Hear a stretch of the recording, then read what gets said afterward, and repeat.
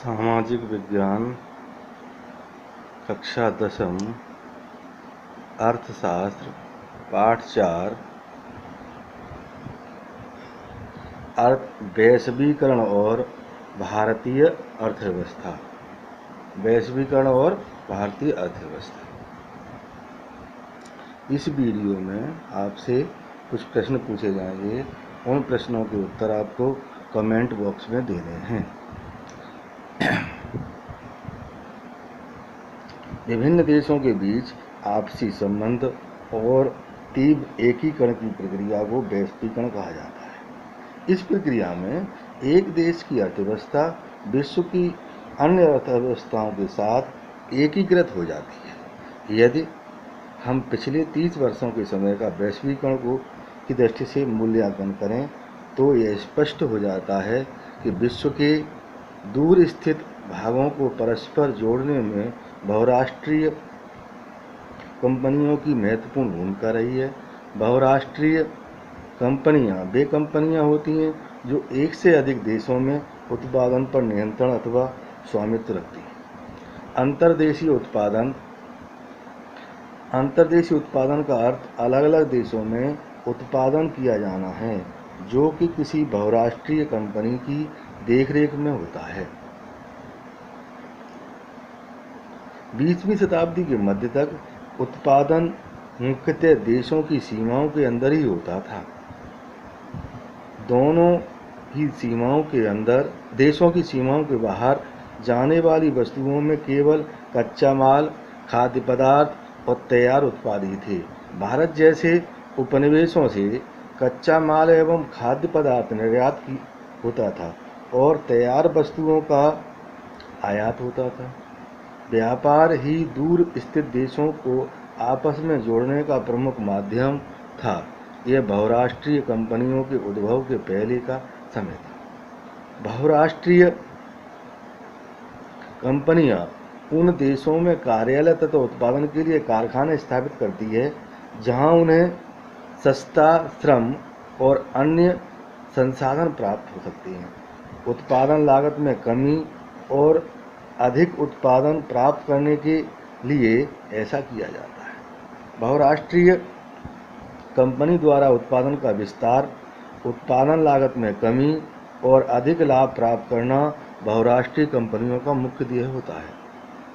उदाहरण के लिए औद्योगिक उपकरण का निर्माण करने वाली एक बहुराष्ट्रीय कंपनी संयुक्त राज्य अमेरिका के एक अनुसंधान केंद्र में अपने उत्पादन का डिजाइन तैयार करती है। उत्पादन से संबंधित विभिन्न पुर्जे चीन में बनते हैं। इसके बाद इन पुर्जों को जहाज में लादकर मैक्सिको और पूर्वी यूरोप में ले जाया जाता है जहां उपकरण बनाने हेतु इन विभिन्न पुर्जों को जोड़ा जाता है और तैयार उत्पाद को पूरे विश्व में बेचा जाता है। कंपनी के ग्राहकों को कोई असुविधा न हो इस हेतु उसके ग्राहक सेवा केंद्रों का भारत स्थित कॉल सेंटरों के माध्यम से संचालन किया जाता है। उपर्युक्त उदाहरण में उत्पादन प्रक्रिया में कंपनी तो एक ही है लेकिन उसके विभिन्न कार्य अमेरिका के साथ साथ चीन, मैक्सिको, पूर्वी यूरोप और भारत में हो रहे हैं। यहाँ हम देख रहे हैं कि बहुराष्ट्रीय कंपनी वैश्विक स्तर पर अपना उत्पाद बेचने के साथ साथ वस्तुओं एवं सेवाओं का उत्पादन भी विश्व स्तर पर कर रही है। उत्पादन प्रक्रिया छोटे छोटे भागों में विभक्त है और विश्व भर में फैली हुई है। बहुराष्ट्रीय कंपनियों की उत्पादन प्रक्रिया विश्व स्तर पर होने का कारण किसी भी बहुराष्ट्रीय कंपनी की उत्पादन प्रक्रिया विश्व स्तर पर होने के विभिन्न कारण होते हैं। यदि हम उपर्युक्त उदाहरण के संबंध में स्थिति का विश्लेषण करें तो चीन एक सस्ता विनिर्माण केंद्र होने का लाभ संबंधित बहुराष्ट्रीय कंपनी को प्रदान करता है। अमेरिका यूरोप के बाजारों से अपनी निकटता के कारण मैक्सिको और पूर्वी यूरोप लाभप्रद हैं। भारत में कुशल इंजीनियर उपलब्ध हैं तो उत्पादन के तकनीकी पक्ष को समझ सकते हैं। भारत में अंग्रेजी बोलने वाले शिक्षित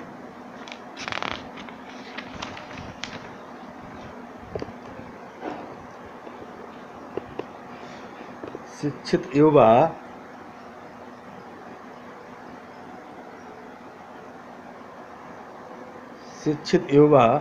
भी हैं जो ग्राहक देखभाल सेवाएं उपलब्ध करा सकते हैं। इन सब का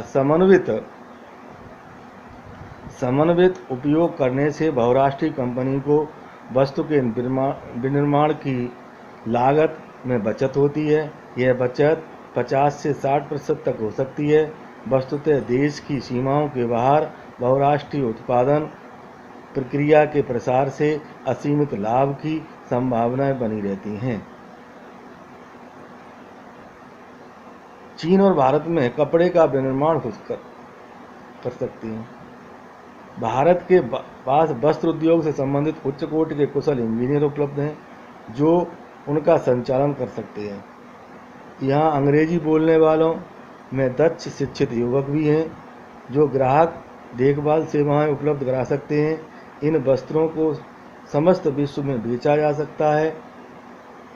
इन सब वस्तुओं के कारण बहुराष्ट्रीय कंपनियों की लागत में लगभग 50 से 60% कमी की होती है, जिससे उन्हें बहुत अधिक मात्रा में लाभ होता है।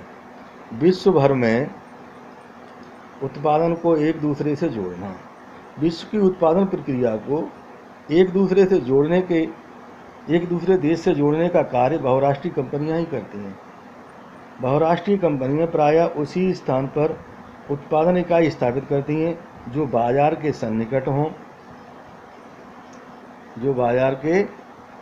हों।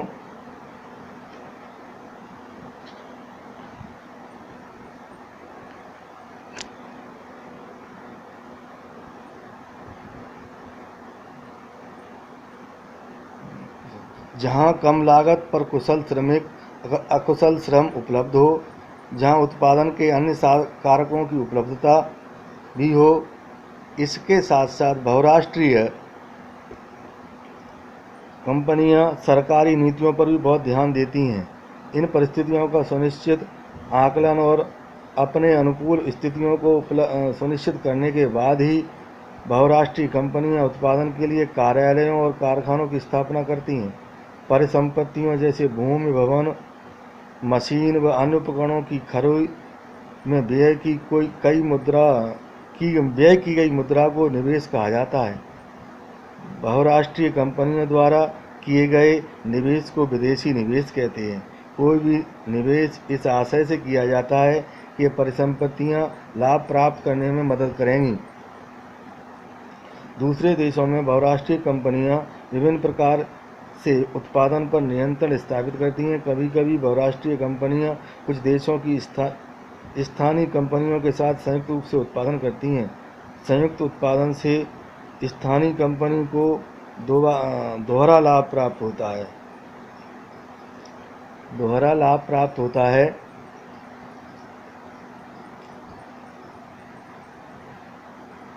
प्रथम, बहुराष्ट्रीय कंपनियां अतिरिक्त निवेश के लिए धन प्रदान करती हैं, जैसे कि तीव्र उत्पादन के लिए मशीनें खरीदना।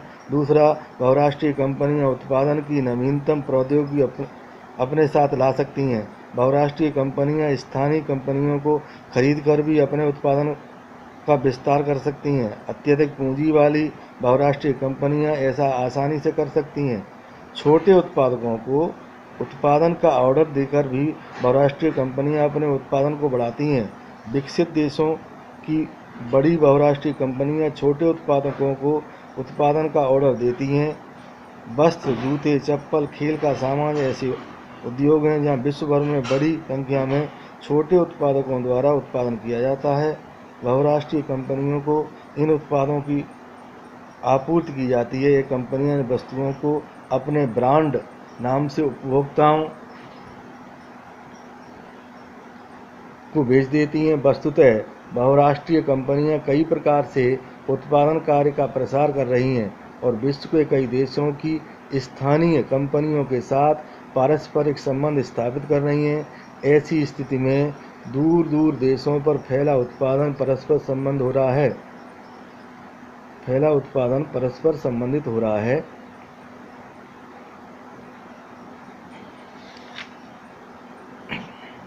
निवेश किसे कहते हैं?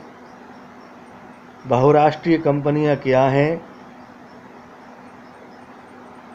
और बहुराष्ट्रीय कंपनियों को कितने प्रतिशत तक बचत हो रही है।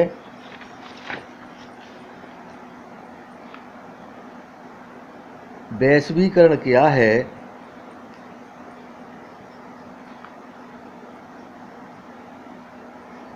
और एक कंपनी जो विभिन्न क्षेत्रों में कार्य कर रही है